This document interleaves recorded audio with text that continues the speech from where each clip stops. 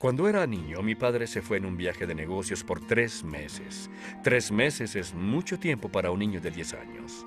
Lo que más recuerdo no es el tiempo que mi padre estuvo ausente, sino en específico cómo las cosas cambiaron cuando él volvió a casa.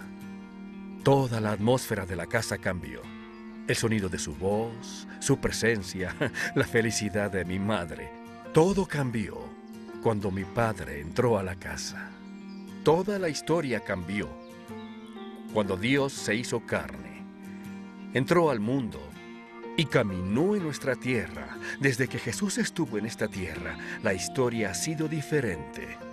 Dios está en nuestra casa. Lo sabemos y podemos escuchar su voz y sentir su presencia. Y gracias a las enseñanzas del Nuevo Testamento, tenemos acceso a las grandes promesas de Dios, habladas y reveladas a través de Jesucristo. Las vemos en sus enseñanzas, las vemos en su muerte, sepultura y resurrección. Vemos sus promesas en la gran venida del Espíritu Santo que cambia las vidas de los que entregan sus corazones a Dios. Vemos sus promesas en la presencia de la iglesia y la espera del regreso de Cristo. Esas grandes promesas son la esperanza y los puntos de apoyo del Nuevo Testamento. Al entrar al Nuevo Testamento bajo la guía de mi amigo Randy Frazee, vas a redescubrir, o tal vez a descubrir por primera vez, esas grandes promesas que te esperan en la historia de Dios. Nuestro Padre está en casa, y como está aquí, todo es diferente. Esta es tu historia. Esta es mi historia. Pero principalmente esta es la más grande historia que se haya contado. Esta es la historia de Dios.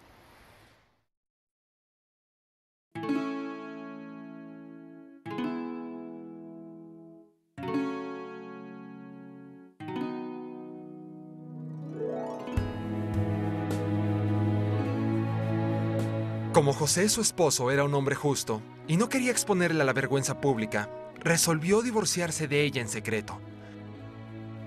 Pero cuando estaba considerando hacerlo, se le apareció en sueños un ángel del Señor y le dijo: José, hijo de David, no temas recibir a María por esposa, porque ella ha concebido por obra del Espíritu Santo.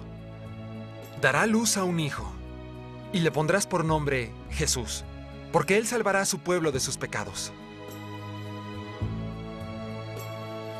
Esto sucedió para que se cumpliera lo que el Señor dijo por medio del profeta. La Virgen concebirá y dará a luz a un hijo, y lo llamarán Emmanuel, que significa Dios con nosotros. Cuando José se despertó, hizo lo que el ángel del Señor le había mandado y recibió a María por esposa.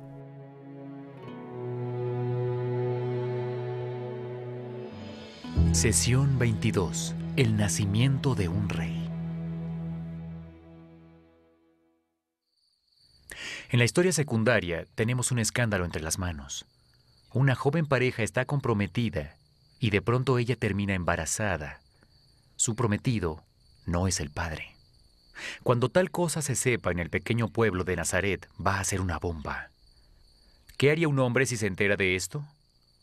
José no era un individuo iracundo y altanero. Amaba a María y no quería que fuera el objetivo de los chismes públicos. Así que su mejor idea fue romper el compromiso en secreto y seguir con su vida. Sin embargo, en la historia primaria, Dios lo ve diferente. No tenemos un escándalo en las manos, sino una solución. Y no cualquier solución a cualquier problema. Esta es la solución al problema. Dios determinó que nos iba a proporcionar un camino para regresar a Él. El bebé en el vientre de María representa ese camino. Dios prometió usar a la descendencia de Abraham para bendecir a todas las naciones. El bebé en el vientre de María es esa solución. Tanto ella como José son descendientes de Abraham. El plan de José tiene mucho sentido en la historia secundaria, pero altera lo que Dios tiene en mente en la historia primaria. Es hora de que un ángel converse con José. Como era común en el Antiguo Testamento, el ángel se le aparece a José en un sueño. Esto es lo que el ángel dice: José, hijo de David, no temas recibir a María por esposa, porque ella ha concebido por obra del Espíritu Santo. Dará a luz un hijo y le pondrás por nombre Jesús, porque Él salvará a su pueblo de sus pecados. Mateo 1:20, 21. Primero el ángel le recuerda que es un hijo de David. No solo es un israelita, pertenece a la tribu de Judá, el linaje de David. Dios había dicho claramente por medio de los profetas que el Mesías vendría de esa familia. José califica. El ángel le dice que el bebé en el vientre de María no proviene de la simiente de otro hombre. Ella no tuvo una aventura escandalosa. La simiente proviene del Espíritu Santo. ¿Por qué esto es importante? Bueno, claro que es un alivio que María, su futura esposa, no lo hubiera engañado. Pero hay más. ¿Recuerdas al principio, en el capítulo 1, aprendimos a partir de la historia de Caín y Abel que la naturaleza pecaminosa fue transmitida a todos los descendientes de Adán y Eva a través de la simiente del hombre? Por eso comenzar de nuevo con la familia de Noé no funcionó, aunque Noé fue un hombre recto en verdad, lo que significa que se esforzó mucho por hacer lo correcto. Era portador del virus. El bebé en el vientre de María no había sido concebido a través de la simiente de un hombre, sino del Espíritu Santo. Eso significa que la naturaleza pecaminosa no había sido transmitida al niño en el vientre. Desde la historia secundaria parece que el bebé fue concebido en pecado. Ahora sabemos a partir de la historia primaria que fue concebido sin pecado.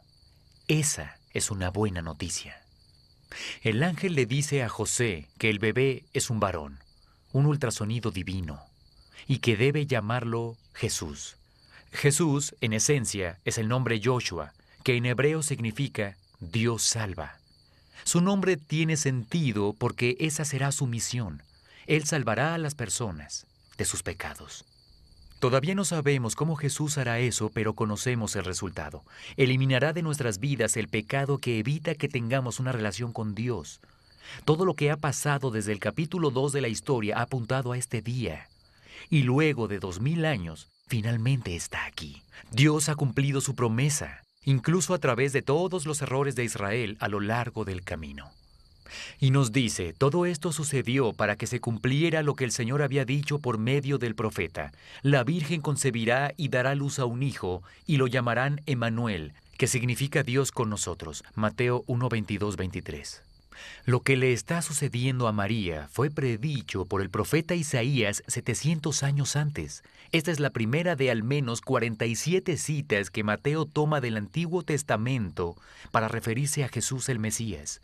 Todo en la vida y en la historia de Israel ha apuntado a la llegada de Jesús. Realmente todo. Ahora bien, otro nombre con el que nos referimos a Jesús es el nombre de Emmanuel.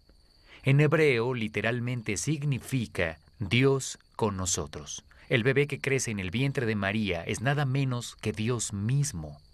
Está dejando la historia primaria y bajará no solo para estar con nosotros en la historia secundaria, sino para ser uno de nosotros. Eso es lo que la palabra encarnación significa, en la carne. Dios va a bajar y se hará carne para estar entre nosotros. Es nuestro representante. Tiene que venir a hacer en nuestro lugar lo que no pudimos hacer nosotros mismos, a llevarse nuestro pecado que nos alejaba de Dios. ¿Cómo podrías despertar de un sueño así? Aunque es seguro que José tenía muchas preguntas girando en su cabeza, como por ejemplo, ¿cómo es posible ser padre de Dios? Tomó una decisión acerca de lo que iba a hacer. Él llama a María y se reúnen. Puedes imaginar lo nerviosa que ella debió de estar. Los historiadores nos dicen que ella tendría unos 14 años, tal vez 16.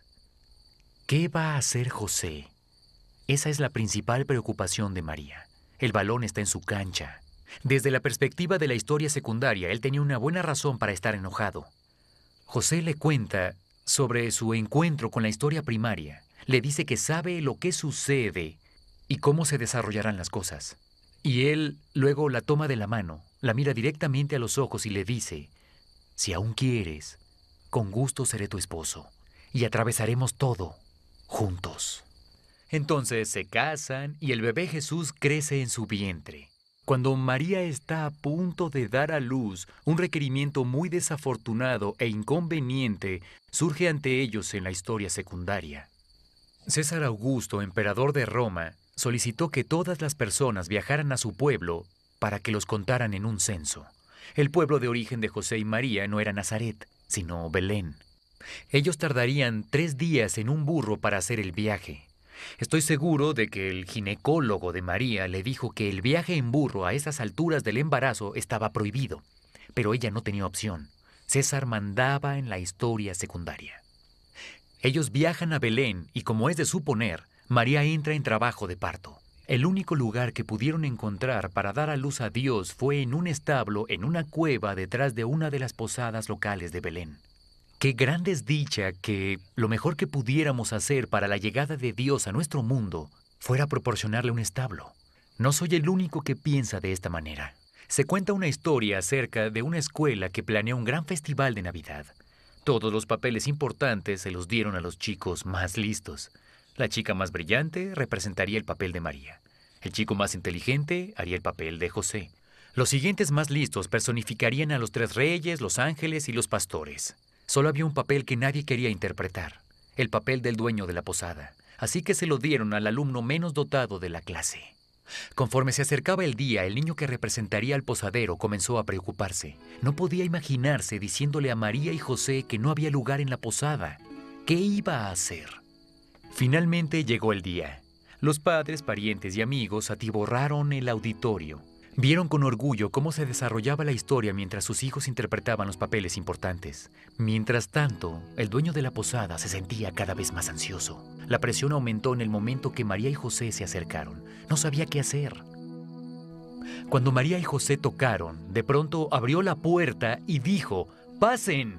Los estaba esperando. Con eso, la multitud aclamó y aplaudió y la obra terminó. No obstante, en la historia primaria esto es exactamente lo que Dios tenía en mente. Para cumplir con la profecía, Jesús debía nacer en Belén, en circunstancias humildes. César pensaba que estaba a cargo del mundo, pero es Dios el que está a cargo intercediendo en algo tan sencillo como un censo para cumplir con su plan de la historia primaria. Ahora bien, la llegada de Jesús va a cambiarlo todo. Veremos esto en los capítulos siguientes, pero ahora quiero hacer una observación. Más adelante en la historia se nos dice una y otra vez que cuando aceptamos a Jesús como Salvador, como aquel que perdona nuestros pecados, Él viene a nosotros como vino a María, no a nuestro vientre, sino a nuestras vidas. Y como en el caso de María, que luego de que Jesús creciera en ella, tuvo que salir algún día, lo mismo es verdad para nosotros hoy. Conforme la vida de Jesús crece en nosotros, también Él saldrá con el tiempo de nosotros, para que los demás lo vean, y queremos que todas las personas de nuestra vida vean a Jesús, porque su nacimiento no es el resultado de un escándalo, sino una solución a nuestro escándalo, nuestro pecado. Eso debe hacer que gritemos las mismas palabras que el anfitrión celestial al ver a Jesús: gloria a Dios en las alturas y en la tierra paz a los que gozan de su buena voluntad.